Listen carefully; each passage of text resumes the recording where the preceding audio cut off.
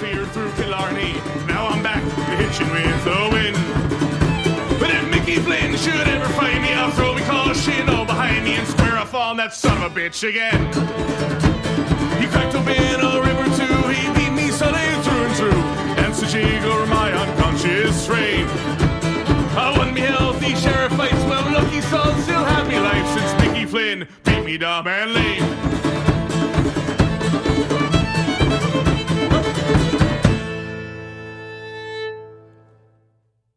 What is up, everybody? Welcome to another episode of the Disciples of Ed here on the Always Next Year podcast. I am your host, Rob. Tonight, I am joined by Shane and Steve. Guys, how's it going? You went to me first. That's weird.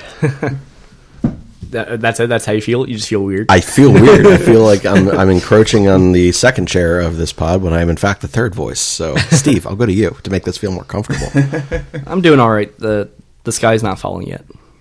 Yeah, it's only 2 losses, man. Yeah, I know. Still got a chance Tell to go. Flyers Twitter that. Still got a chance to go 81-1 on the season. Yeah. Okay. Still set an NHL record with what would be 161 points.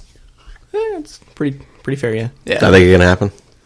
Yeah. No, it's well, the Flyers now coming off their first regulation loss of the season and a 2-game losing streak after losing Saturday night in a shootout to Vancouver. So I'll start off with the Saturday night game. The Flyers, they didn't play terrible. They didn't play great. Offense is a little bit lacking. But the shootout, it doesn't matter who's coaching the team, who's in net. It is always going to bite the Flyers in the ass. So, with that being said, aside from the Flyers sucking in the shootout, what do you guys hate about it? And Steve, we'll start with you. I just want 5 more minutes of 3v3. Like, give me that excitement. It's just 5 more minutes. Like, yeah. Really. I think... Just do 10 minutes. Yeah. And if you want, stop at 5 and just do a quick change around. I don't know. I don't care. Just give me 5 more minutes. Ice, yeah. Shane, what's your take on it? I just hate that a game that showcases skills in speed, strength, creativity, the way that you can utilize teammates. The game isn't built for a one-on-one thing. Shootouts are it's such a robbery. Like think of a team that claws their way back in, and a team does that to bring you back to tie it up at 3, right? And you go into your 3v3 overtime, doesn't work out, and then you got to go in to a shootout after your team got you there, and then 3 people have to go up there and have an opportunity to sit there and go one-on-one against a Carey Price. Like some shit, it just doesn't make sense. It robs. There's a time and place for that one-on-one thing, and it is the penalty shot. That's fucking exciting. I'm fine with that. And the Olympics. And the Olympics, because you find one guy, throw him the fuck out there every single time. So Jake Voracek in the 5-hole. I mean, for the most part, the guy's pretty good.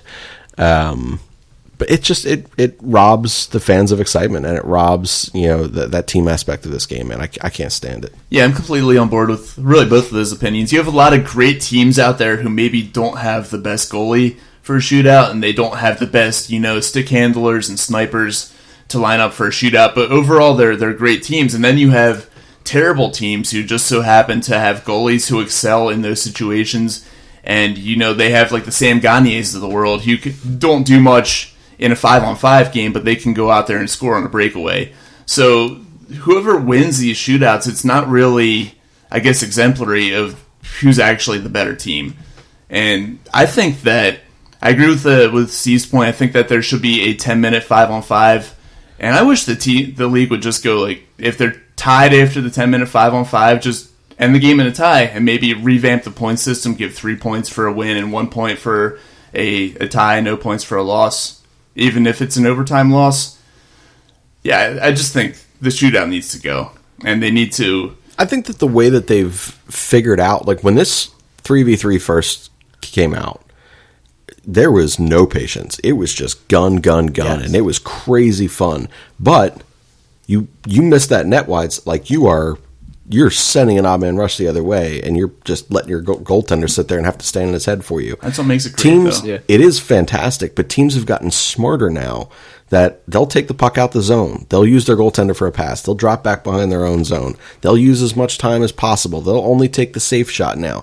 When they're playing safer like that and they're not burning their legs on all that ice with just 3 people on there, you can get another 5 minutes out of that. Absolutely.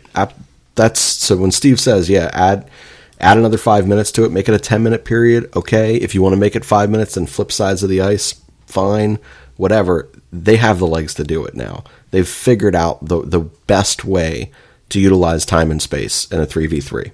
Speaking of that, I think wasn't it the Flyers and the Lightning who were in the first ever 3-on-3 overtime, and everybody who was watching the game was basically, holy shit, this is fun. A whole different version of overtime hockey right here. It's fun. Yeah. And even now, space and creativity, man. Even now that teams have slowed it down, they're a lot more tactical with it. It's still a lot more fun to watch. It is. Because you still get the odd man rushes, you still get the breakaways and stuff like that. And 5 more minutes of that. It's great for the game. It's great for the fans. Absolutely. The fans would love it. And it would give the real better team on the ice, 5 more minutes to prove that they're the better team on the ice, as opposed to basically putting it up for grabs in a shootout. Yeah.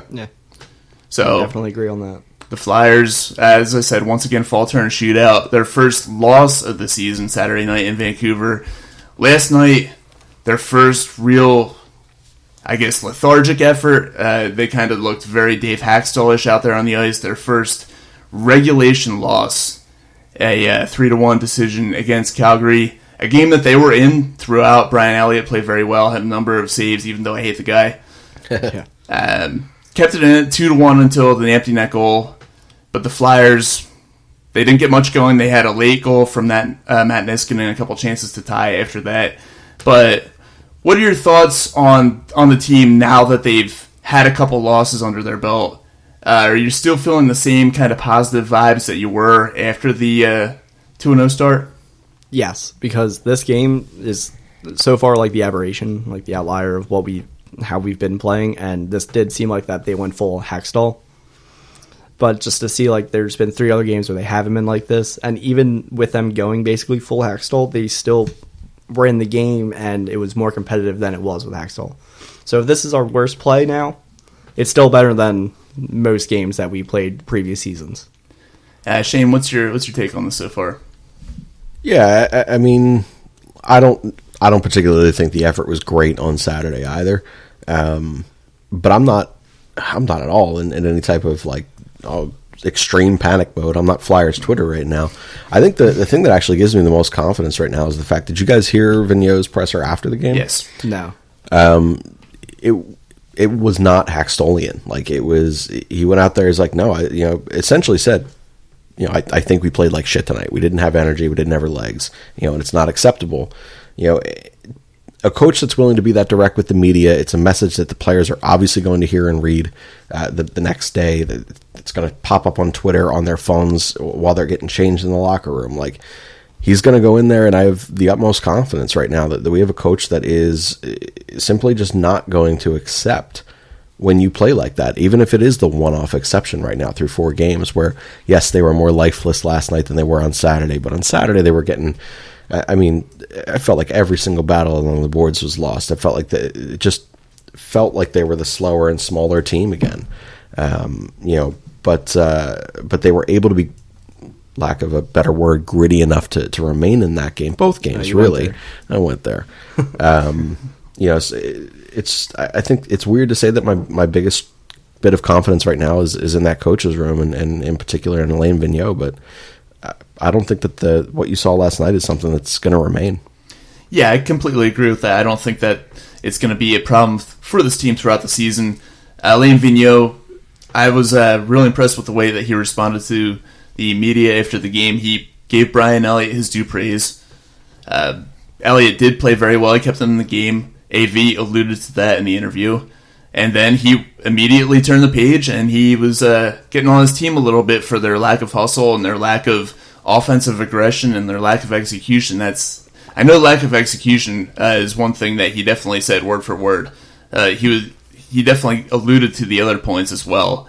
And you know that they're not going to let that fly. That he was letting that team hear about it in the locker room. And if it wasn't him, it was either Mike Yeo or Michelle Therrien. This coaching staff is... They hold their... Yeah, they're very intense. They hold their players accountable much more than anyone ever did under Dave Haxtell. So... In a more traditional way. We don't know what Haxtell was doing. Yeah. You know, he could have been sitting there saying, you can't go 3 days without cutting your toenails. You don't know. That guy was weird. Well, yeah, I mean... With AV and his staff, you know that they're doing that because they come out and they're open about it. Yeah, I really, I don't know about you guys, but I had no trust in Therrien with clipboard, like drawing up a play. I didn't after the timeout. Yeah, I wasn't, and it's not like it didn't work. I mean, they had the shot they wanted. Yeah. But yeah, I just can't look at that face and have any trust in it. I felt like that was just not the guy that needed that. I don't know. Yeah, it doesn't work out. It's just weird. I don't like G on that side. Everything about it was fucked. Whatever. But yeah, and then I was surprised that Calgary took a timeout like 30 seconds after that. I'm like, they're giving us another timeout. I don't know. Draw up another play. Oh wait, it's Therrien. I don't trust it. But yeah, I was surprised they gave us another shot. It didn't really work out, obviously, but it was an interesting call.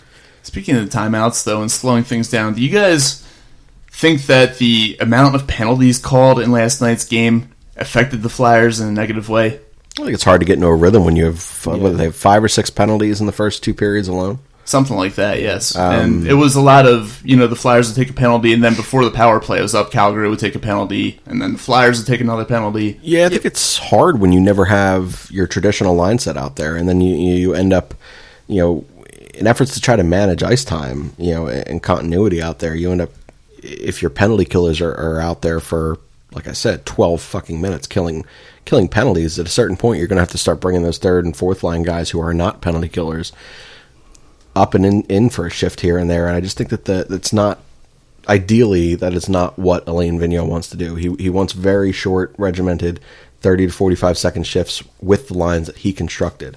Yeah, and he changed the lines for this game. He did change the lines for this game to try to shake up some of the top players. Yep, the G line, G Coots, TK's back. Mm-hmm. It's Raffle Lawton and Voracek, and that everybody was complaining about that, but I think that line can work out. Raffle will do the dirty work, Lawton's got the speed, and Voracek will have the playmaking. Yep. Yeah, it'd be interesting to see how things shake out tonight. This should be getting underway any second now. It's scheduled for a 9:30 puck drop. It's currently 9:37. It hasn't updated yet on my phone, but Connor McDavid has been a thorn in the Flyers' side pretty much every game that he's played against the Flyers ever since Brandon Manning ended the season. What was that, 3 years ago? Year. Yeah. His rookie season. So, is there any way that the Flyers can slow down McDavid enough to win this hockey game tonight? I'm pretty encouraged by their defense and their physicality to this point. It's not like they've been outshot except for last night. I mean, I think if there's a team right now that can slow down the pace that he's at and the history that he has against the Flyers, it's this current team. I don't know. I just don't think there's any possible way of slowing down Connor McDavid because he's the best offensive player in the league. He's going to have his plays, he's going to have his moments, he's going to have his points, I think. Even wish we could shut him out, but I just don't see it happening. Then again, it's Carter Hart's homecoming game. It's true. He's got 50 people there tonight. But yeah, if there's a way to stop him, it's Carter Hart. That's the only thing I think they can stop him because Connor McDavid is once in a lifetime player. So, Steve, do you see the game plan being more to slow down or shut down the guys around Connor McDavid, like the James Neals? Yeah, with the Oilers, your whole game plan has to be to stop Connor McDavid. Yeah, if somebody else beats you, somebody else beats you. Yeah, James Neal, I think he had a very strange, 4-goal game. I just don't see that happening again. I know he's having a good start to his season. I think he has, 6 goals? But 8. He has 8 now? Yeah. All right, well, maybe I'm wrong, and he just keeps playing well. But I fucking hate James Neal, so I will not accept it. But yeah, I just see you try to shut down that line. You have Couturier's line on him, and then you have Hayes' line on their second line. And then you hope for that Walton line with Voracek to break out and get the win. Yeah, it's going to be a really intriguing matchup tonight. Oilers off to a very good start. It could be one of the favorites to win the Western Conference. I don't think they're going to be the team, but definitely a lot better than they were last year. This early. Really bold statement. I mean, Dave Tippett, I guess he was the right coach for them, and then, of course, he got Mike Smith. Seattle Mariners of hockey this year. Any team that has Connor McDavid is going to be a threat. Yeah, but this is the fucking Oilers. Worst organization in sports. How many first overall picks have they had? 6? 43. Yeah, more than I can count with my hands and my toes. So their defense is still suspect. So Yeah. but then again, Dave Tippett brings a very defensive style. So maybe that's what they needed. I don't know. I don't trust the Oilers yet. It'll be interesting to see how that all plays out. Hopefully the Flyers can show a little bit more effort and not be so lethargic tonight and end this road trip on a positive note. After this game, after this 3-game swing, they're coming home for 3 of the next 4 on home ice at the Wells Fargo Center. How much do you guys think home ice is going to play to the Flyers' advantage this year? And Shane, we'll start with you. I think for the first time in 4 years or so, this is going to actually be a factor worth talking about. I mean, obviously, Steve and I were there for the opener. The place is electric. The crowd was... Look, they were into it when they had reason to be, and they were even into it when some of the points where they didn't necessarily need to be. It took them a little bit to get there, but once they were into that game, they were into that game. Like I said, I feel like there's an energy that's brought by this coaching staff, and that it's going to fizzle down to its players and the product on the ice. And I think it's going to warrant the energy that the fans then give that team in response to that. So, I think for the first time in, like I said, nearly half a decade, home ice advantage is going to be a thing again in the Wells Fargo Center. Yeah, it's been too long under Dave Haxtell. It's just like every home game, except for maybe the few times they played the Penguins at home, they just come out completely flat, and it wasn't really home ice advantage because there was no rhythm, no flow to the way that they started the game. So I think with AV, that's going to change, and they'll be a lot more energized on home ice. Steve, what's your feeling on this? I agree with Shane. It was a better atmosphere than in years past, besides, that home opener against the Capitals where we just blew them out. One opener that so it did feel good again to be there with a positive energy. I think Alain Vignuealt changes a lot. I just think he's a very much better head coach than what we've had recently. And just with that, and Carter Hart here, Carter Hart stealing games, Carter Hart making these saves that are ridiculous and will pump up the crowd. At the penalty kill, comes up clutch like they do. It's really all the little things that they do on the ice that will get the crowd even more energetic than they usually are. So yeah. I think it's a good time to go to home games again. Yeah, and speaking of going to home games, ticket prices are a lot higher this year than they have been in years past. It used to be you could find nosebleed seats for somewhere in the low 20s, maybe low 30s. Yeah. I looked at the next 3 home games. The cheapest tickets, $56 against Dallas, which is a Saturday game, so maybe that explains it. But then a weekday game against or a weeknight game against Vegas, $47. A weeknight game against Columbus, $49. So, do you think that the increase in ticket prices will play any part in maybe keeping fans away from the arena this year? No, because fans are still going to play or pay to watch this team play, especially with the potential of Vigneault and Carter Hart improving this team alone.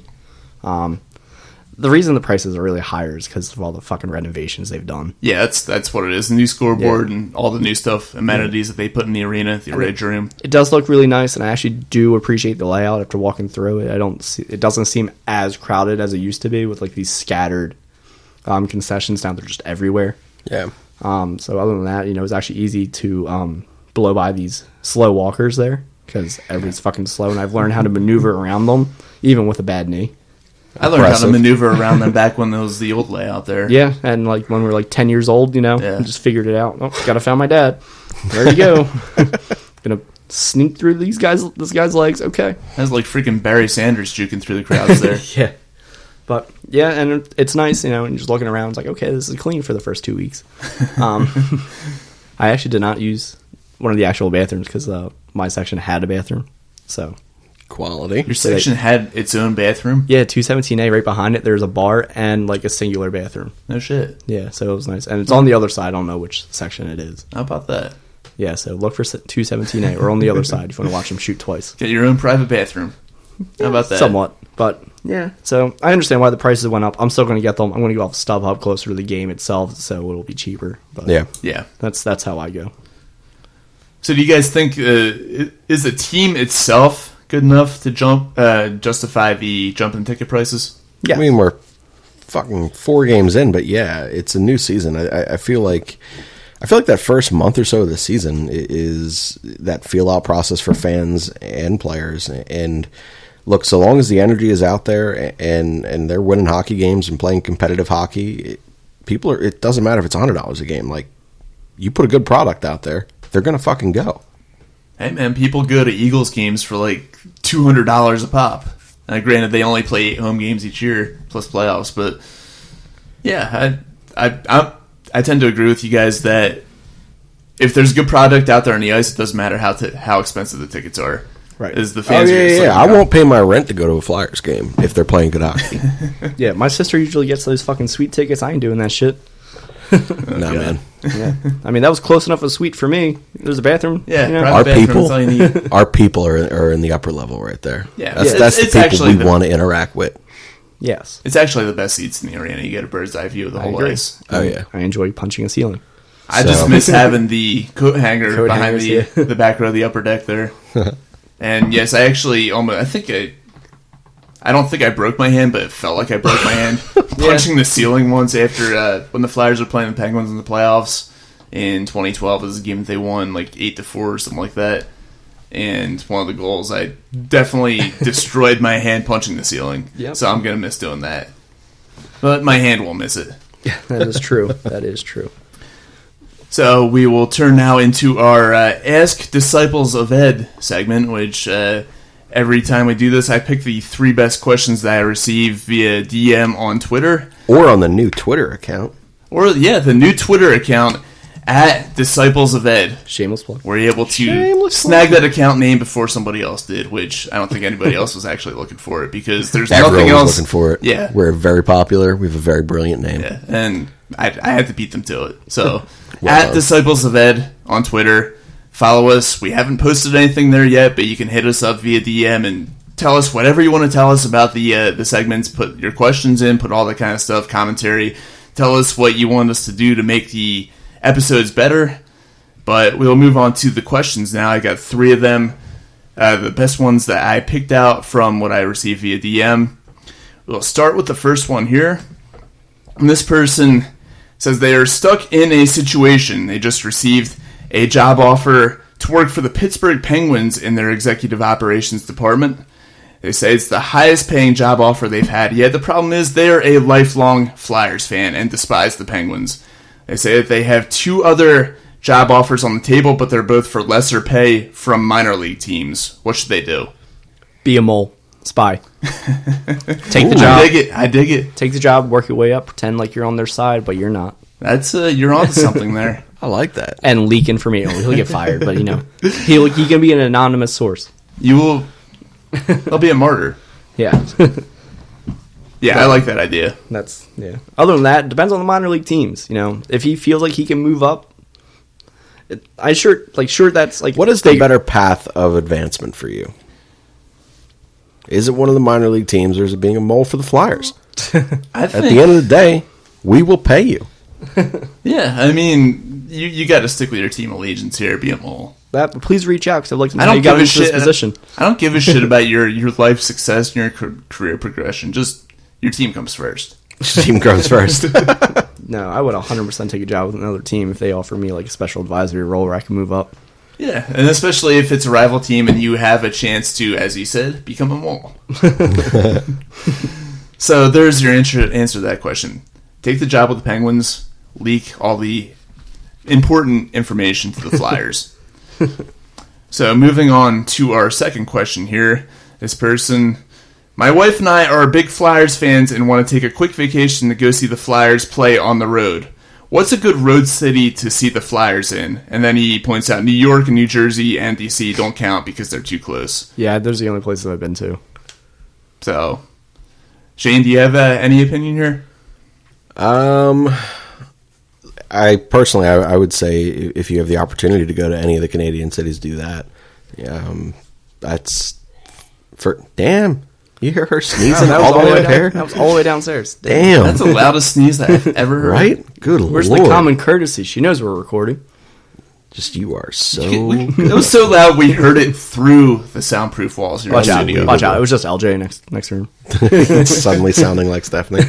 Go to Toronto, and then fish also when you're up there. And you could visit the Hockey Hall of Fame. Yeah. So I think that's the way to go. I would say one of the California trips would be probably nice. Maybe get to Vegas. You were at Vegas, right? I didn't go to a game. I've been there twice, but not for a game. Gotcha. I couldn't remember. Yeah, Canada's definitely solid bet. Other than that, I would say California. I feel like those tickets might be cheap. If you go to Well, it's Anaheim, California, yeah. probably. It's California. LA, Shut maybe up. a little bit more, but yeah. I think California would be a good trip. I've been to Buffalo. Super boring city. Absolutely nothing to do there. The arena is... Cool old jerseys. Yeah, that's about all they have going. That and Jack Eichel. The arena, They're doing pretty well this season. It feels like you're at a fucking funeral. It literally feels like the arena's really dark inside, and it's just not a very good fan experience there. But yes, they do have a good team this year, so the game itself will probably be fun. Buffalo's just a really boring city. It was a Saturday night game that I went to there, and I tried to find a bar to go out to in town. There was one bar around my hotel that was open, and my friends and I were the only people there. So yeah, Buffalo, don't go there. Boston, a lot of fun, but the people are assholes. Are children being brought to this? They did not mention. Okay. So, if children aren't involved, then I think Boston might be a good place to go if you want to go out and have some fun after the game. Good game experience there. The fans are definitely very lively. We had a little bit of a back and forth with Flyers chants and Bruins chants when we were there. So that was a lot of fun. But then the Flyers lost on a goal with 2 seconds left in regulation. Isn't that off Brandon Manning's foot? Yeah, it was. And it was the game that officially eliminated the Flyers from playoff contention, even though they were already Basically, pretty much yeah. out. All right, I figured it out. They go to California. They play San Jose the 28th, Anaheim the 29th, and then the Kings New Year's Eve. Knock out all three? Yeah, and And you avoid your family on the holidays. Absolutely. That's the Steve's best a part. genius. Travel planner over here. Yeah. So yeah. Future and everything other than his own career. When did they play? Is Vegas around the same time too? I didn't look past I December. I but- feel like they're Vegas. probably Vegas like the next game. Yeah, they are. They're Vegas So- second. So make it a 4-team trip. Yep, there you go. And Take- Vegas, take 2 weeks. by the way, is a super fun city to go to if you're only there for a couple of days. Yep. There If you you go longer than a couple of days, you're going to lose all your money. do Christmas with your family, I guess, and then right after that, hey, we're out of here, going to Cali. Or just leave early and don't do Christmas with your family. would do. That too. That I take the extra couple days in California or wherever you're at. yeah. The only thing is, flights probably fucking killer, but yeah.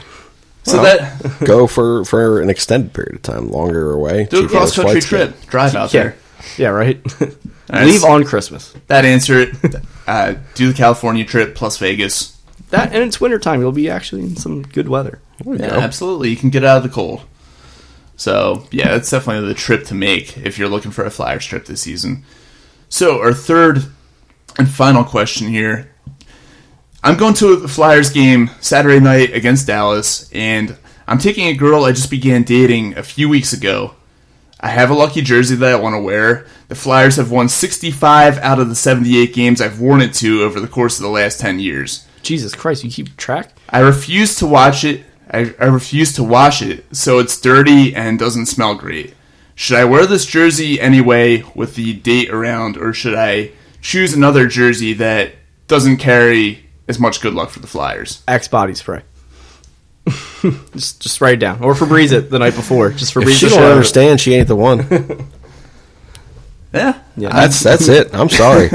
Like you can meet up and you could sit there and you could say as you're walking in or walking up to her door and as she's exiting the door, hang on, wear this for protection. Hand her one of those things that doctors wear. The SARS mask. Sure. And she's got to show up to the Flyers game Just wearing a SARS bane it. mask. She has a That's severe it. She illness. could just be the female Bane for the night. You know, I tend to think that this year. 68 of 75. It's the worst Bane impression I've ever done in my life. it's done better. better than any Bane impression I could ever do, because I'm terrible at impressions. I'm also continually drinking water no matter how badly I have to piss right now. This is such a terrible... I'm going to end up peeing in his cup. We're all Making going in dead-ass eye contact with both of you. We're all going in different directions here. You're drinking water, I'm drinking coffee, Steve's drinking beer. Steve's the only one who's appropriate right now. But anyway, I mean, if you wear a terrible smelling jersey to a Flyers game, it's not really going to matter a whole lot because everybody else is going to smell like shit around you anyway. Man, I almost peed on myself. Don't say funny shit. I mean, there's at least like the 17 people that have puked at the tailgate. That's true. Yeah. So, a word of advice, if you haven't bought the tickets already, try to buy them up in the nosebleeds where you're surrounded by all the drunks who've already pissed on themselves. Yeah. God. Yes. Steve's like, personally attacked. It was one time, and it was right outside my door. I thought I could make it. I didn't. At least you're honest about it. It was really upsetting. And We've all been down that road before. I thought I could make it through the door, at least to the bathroom. It's not that far away. Oh, man. Nope. So, yeah, there's your answer to the question. Wear the fucking jersey. If it gives the Flyers good luck, you need to wear it because Yes. we need to get back on track and get a win. If we don't do it tonight, we need to do it Saturday night. So, and if the Flyers lose that game and I find out that it's because you wore a different jersey, I will personally come and confront you about it. And say she doesn't like the feel and the whole jersey thing, and if you're close, let's just grab a drink after, because I'll be in the city at a concert. Right? There you go. Hey, I mean, Xfinity's right across the street. Yeah, I'll buy the drink. Go for it. All right, so back to the performance of the Flyers and the performance of the NHL in general, and it's really really early to kind of get into this kind of stuff, but some teams are off to really hot starts. Other teams, such as New Jersey, off to very underwhelming starts. So far through just a handful of games, what teams have surprised you guys so far, and which teams do you think have fallen short of your expectations? And Steve, we will start with you. The Oilers have definitely surprised me, as I was That was my only kind of surprise. alluding to. The Ducks actually doing pretty all right. They got 8 points. Dallas Eakins finally proven that he is actually an okay coach, and that the Oilers were just that fucking bad. In the East, the Red Wings, I think. Yeah, the Red Wings have 6 points, but I just don't believe in them. Nobody does. Except for the people who were commentating the Lightning and Canadiens game last night who were sucking their dick. Of course. And the Sabres being good right now is kind of atypical of them. They're just going to collapse again unless Ralph Kruger is their coach. And Dallas is 1-6. How did I not know that? fuck you, man. They were my team. I know. Dang it. I didn't even Talk look about at that. my surprise. Other than that, the Hurricanes are doing better than I expected. I thought they were going to compete for this division, but they are just flat out like running away right now. Rod the bod. Rod the bod, and also their smart moves. They got fucking Eric Holla. Eric Holla is a great depth player. They make the right moves. They are very analytically driven. Eric Tulsky was formerly on Broad Street Hockey. He's up there. He's high up. He's right up there with the GM. Like, they know what they're doing. It's the way to go. Just be smart about it, and they are. So, I'm just here to... I'm a Hurricane Seeker fan, apparently. Oh, man. It's a fun team to watch, though. They really are enjoyable. Yep. Yeah, fun team for Deep team. And their big deadline acquisition is going to be Justin Williams. Mark my words.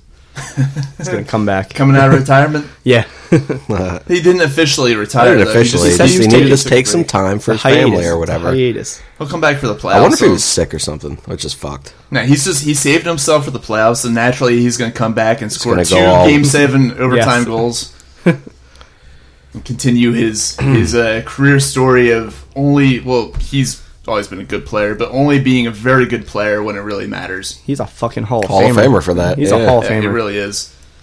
He's a Hall of fucking Famer, and I've been saying that for 3 years. Yeah. And it pisses me off to this day that he did not play the majority of his career with the Flyers. What was he traded for? Danny Markov? You wanted him included in the trade when? Last year? No, 2 years ago. Yeah. 2 years ago, I wanted him, and then when he's a free agent, I wanted him. I've just always wanted Justin Williams back. Hey, Danny Markov scored that series-winning goal against New Jersey back in 2004. I love Danny Markov, though. But hindsight's 2020. I'm a lot smarter now. So I can now see how stupid it was. Yeah, so, I mean, those teams all been pleasant surprises this year. Yeah. I'd say Carolina has been the biggest surprise for me. Just because I knew that they're a good team, but I didn't think that they'd get off to a torrid hot start and beating some other good teams the way that they have. I don't think that they're going to sustain it, although I do see them being a top 3 finish in the division. And also good for Peter Mrazek there. I'm happy him. for him. Fuck him. Listen, I'm not the happy one for him. article I wrote by myself, And it came through. and it happened, and then it just didn't work out. I'm not happy for him. He has garbage when he's here. He was really good the first 2 games. He was great the first 2 games and in the shootout. Yeah. Yeah. But yeah, soft spot in my heart for Peter Mrazek because of the first article. Yeah, so they're my surprise. Surprise in a bad way. Well, not really a bad way, but just underperforming. New Jersey has been pretty terrible after bringing in Pernell Carl. And then Jack Hughes, obviously the draft pick, and still having Taylor Hall. Their goaltending has been a huge issue for them this year. Defensively, they have not been very good. I thought they were going to be a lot better than this, and they're still, right now, they're the only winless team in hockey. That's impressive, honestly. Which is, with the amount of moves that they made in the offseason, that's really surprising seeing how bad they've been. So, yeah, that's my, I guess, negative surprise so far. And taking a look at some of the early stat leaders, just give us one guy who is a surprising league leader or surprisingly high among the league leaders in a major stat so far. James Neal has to be. Yeah. Coming back season. You know, if there's a comeback player of the year right now, that would be him. Didn't The he do NHL this? should do that. Didn't he do this like 2 years ago at Vegas? He scored like 20 goals in the first 2 months of the season, and then scored like 5 in the second half. Yeah, he's a very streaky player, and he's an asshole. But he is very good at scoring goals, I must You just say. sounded exactly like Ang over there. Asshole. Asshole. Well, Ango's going to be a dad. Patrick Laine has 9 assists. That's I know. why I surprised. Yes, there you go. What the fuck? A guy who does nothing but shoot from one spot. He's basically Ovechkin now. Change his game. He just wants to get another contract. He should for want to get more another money contract. outside He's of only Winnipeg. take like 2 years, 3 years over there now. Yeah, I think it was just 2 years. I haven't It's had 2 a years at chance like to- $7.5 million or something retarded. Haven't had a chance to watch the highlights. Maybe he is shooting the puck and he's just getting a lot of deflections. Maybe. Could be the case. Well, regardless, he has 9 assists right now, and that's absurd. And I would love to see him in a Flyers jersey. Patrick Laine? Yeah. Give me Laine. I'd be for it, but I'd kind of like the depth we have coming up. The prospects. Yeah. I got to think full cap here, so. Full cap geek. Yeah, that's the only R.I.P. reason I would say no. By the way, fucking Draisaitl scored a minute 13 in, so another early deficit for the Flyers tonight. Sweet. Yeah. Wow. Not ideal. All right, so... Wait, Draisaitl scored? Yeah, Draisaitl. Damn, why couldn't we just trade for him? All right, so that makes me want to go to the Rage Room. And that brings up our next intersegment bit, which I'm going to introduce for all the segments coming up. Voracek just scored. Good. Ha! Everyone can get off his ass. on the power play. Oh, man, finally. All right, so a new intersegment bit, the Rage Room segment, of course, tying in with the new edition of the Rage Room at the Wells Fargo Center. And each week we're going to go through our personal reasons, whether they're related to the Flyers or whether they're related to anything in general in life. This week, what is your guys' reason for wanting to visit the Rage Room? And Shane, we'll start off with you. I got 2. One, why did someone let me drink a 32-ounce cup of water right now in 2 segments knowing I wasn't going to piss in between? Well, we didn't know you were going to I hate all of you, both of I you. literally went downstairs to get another beer. I don't know what I was had thinking. an opportunity. I don't know what I was thinking. I got to pee so bad it's not even funny. I've been sitting here thinking like, man, does my head, this thing stretches the headsets? Don't- can I carry my white mic with me? Don't Like, blame us for your stupidity. That's what I'm saying. I'm dumb, and I gotta break shit about it. I don't know what your bladder control is like. I mean, I could drink a 32-ounce glass of water and be perfully fine. I normally am, but I've been drinking a lot of water today. See, we if didn't you're know going to that. break shit, pee first, because you might pee yourself breaking shit. That's the problem that I fear right now. But my actual reason for breaking shit is the fact that one of you guys let me drink a 32-ounce cup of water, and I got to piss so bad right now. So I'm fighting through some shit right now. It's real personal and serious, man. It's hurting. All right, well, we'll try to get this thing over with a fairly timely manner. Nah, you're all good. Take your time. I actually have genuine stuff that I would break right Wait, now. so you're done that, right? 28 ounces of water so far down. I can't get to the 32. I'll grab the Keurig thing for you. Just pee in there. That's like, thanks, man. I And then you'll appreciate forget that. about it. Oh my god! Well, no, I'd burn it if I pissed in it. That'd be terrible. That's weird, right? Oh, man. I'd burn it effectively and safely. Oh, God. Yeah, it'll be sterile and you'll like the taste. So yes, we have to make Shane laugh as much as possible now. Thanks, guys. Let's do it. Steve, why don't you make him laugh Mine? then? What is the point of fucking technology if it doesn't fucking work? Especially at your job. It doesn't work, you call your IT department. Oh yeah, that doesn't sound good. We'll send someone down. What the fuck? All my cash is in here. I can't run a fucking branch without cash. I didn't make the call though, so I can't really like. Yeah, you work for a bank. Isn't it kind of important to be able to access the cash? Kind of. Yeah. It's literally the most important thing that's not getting robbed.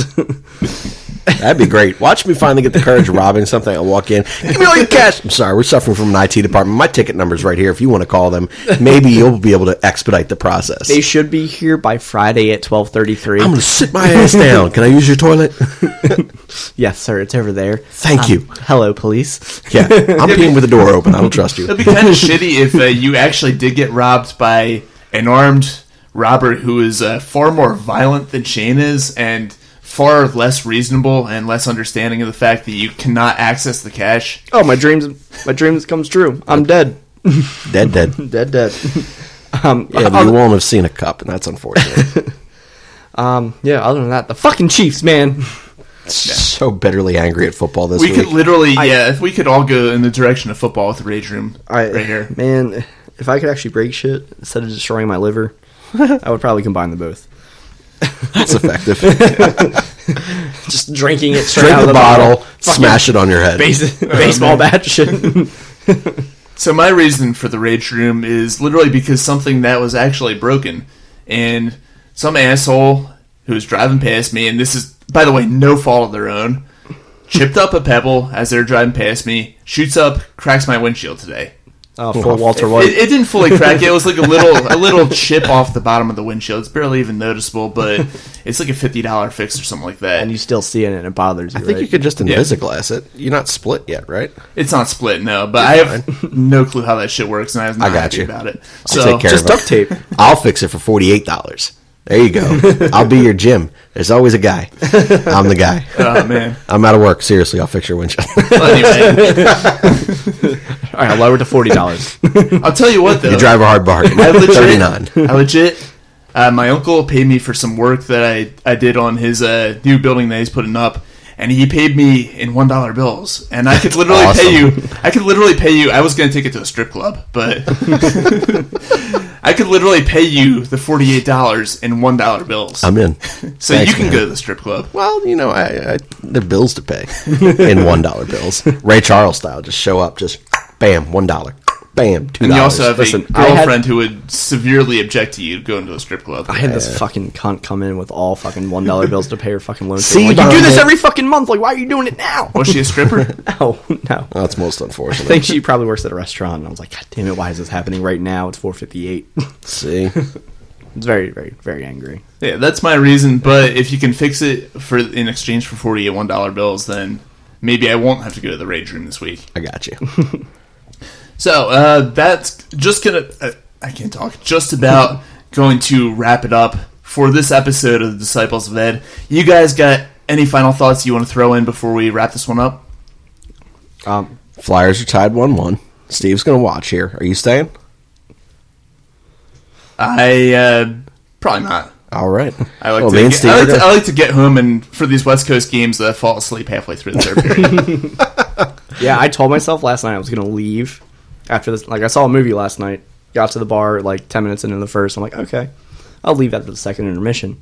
Couldn't. Somebody bought me a drink, and I was like, all right, I guess I'm staying now. Like, I don't have to wake up till 8 and get home at midnight. And I'm like, yeah, this is not going to be good. I was all right, but Oh, you're a champ. I fucking took a great nap. I'm glad we did this later. There you go. Shane, you got anything you want to add? Other than that, you have to take a piss? I do have to take a piss. Oh, yeah. Do you want me to do the ad? You want to do the ad? I was planning on doing the ad spot. You got the ad spot then. So what I will say then. He's all playing for it. In turn, he's all playing for it. Same way that you do for the final thoughts of Backyard Beers and Football. That's very fair. That's very fair. My final thought is pray for Chiefs fans and pray for Eagles fans because we're all having a tough week here. Yeah, it's been a rough go, but for the Eagles fans, it's going to be a little bit better after we beat Dallas on Sunday night. I hope. Which leads me to my ad spot here.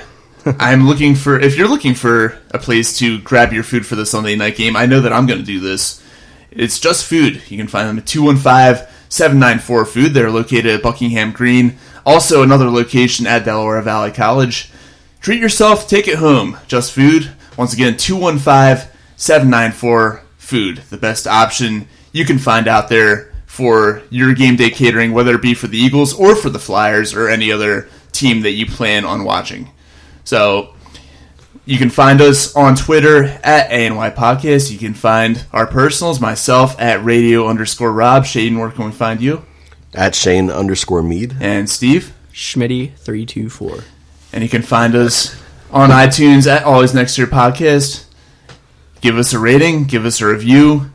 We desperately need them. We desperately want them. Shane's got to sing Wagon Wheel. We got to stop with this. Yeah. You got to do it.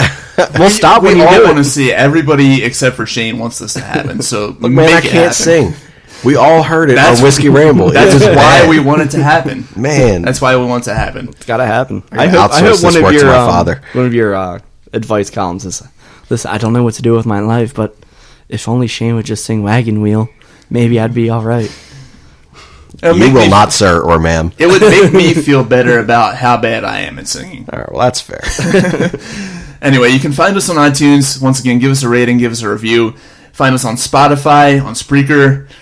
You can also find us online at www.alwaysnexttoyourpodcast.com. That's where you'll find all the great articles that we have coming out pertaining to the Flyers, Eagles, Sixers, Phillies, everything that's going on in the world of Philadelphia sports. Plenty of content coming out there. Once again, www.alwaysnexttoyourpodcast.com. And you can also find the newly minted Disciples of Ed Twitter at Disciples of Ed. At Disciples of Ed, literally exactly as it's spelled, no spaces, no underscores, any of that stuff. Disciples of Ed on Twitter. Please give us a follow. Thank you for listening to this episode of the Disciples of Ed. We will be back with another one next week. A fighting man I used to be, revered and feared through Killarney. Now I'm back to hitching with the wind. But if Mickey Flynn should ever find me, I'll throw me caution all behind me and square off on that son of a bitch again. He cracked open a river too, he beat me Sunday through and through, and such over my unconscious frame.